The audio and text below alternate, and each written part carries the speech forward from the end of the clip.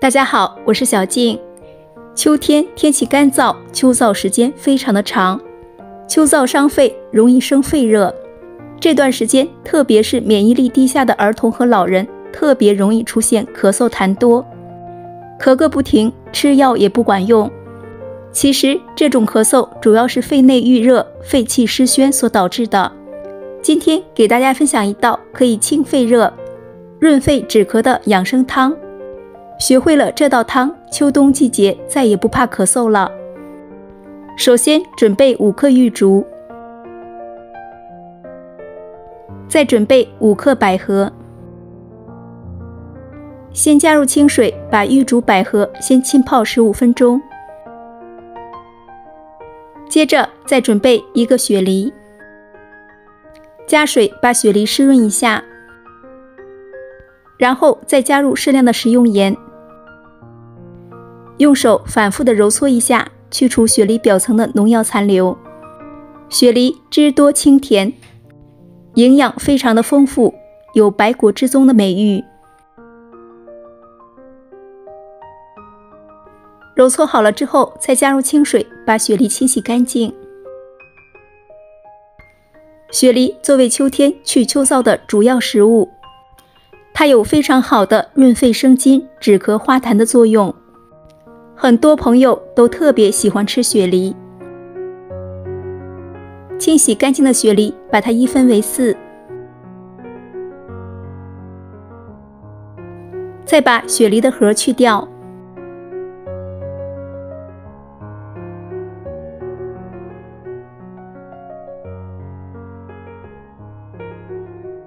然后再把雪梨切成薄片。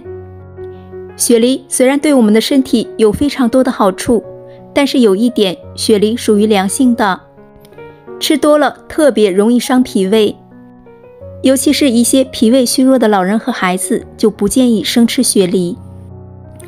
平时可以蒸雪梨、煮雪梨，尤其是特别出名的冰糖雪梨，对润肺止咳都有非常好的效果。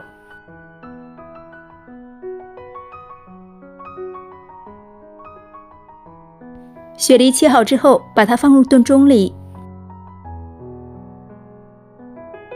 接着再准备2个无花果，加入食用盐，把无花果搓洗一下。如果没有新鲜的无花果，可以使用无花果干。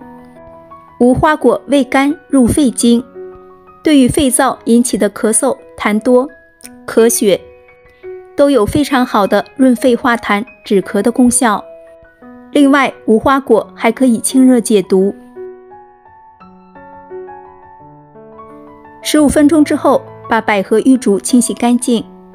百合我们比较常见，有非常好的润肺止咳的作用。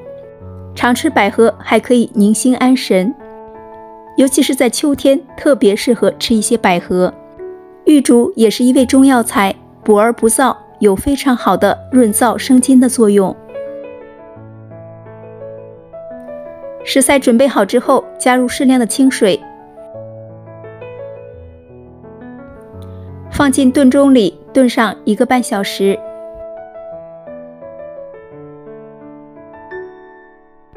1个半小时之后就可以直接食用了。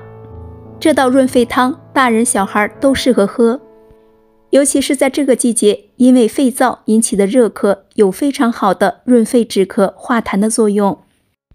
觉得我的视频对您有帮助的，可以转发给身边的朋友家人。今天就分享到这里了，感谢您的收看，我们下期见，拜拜。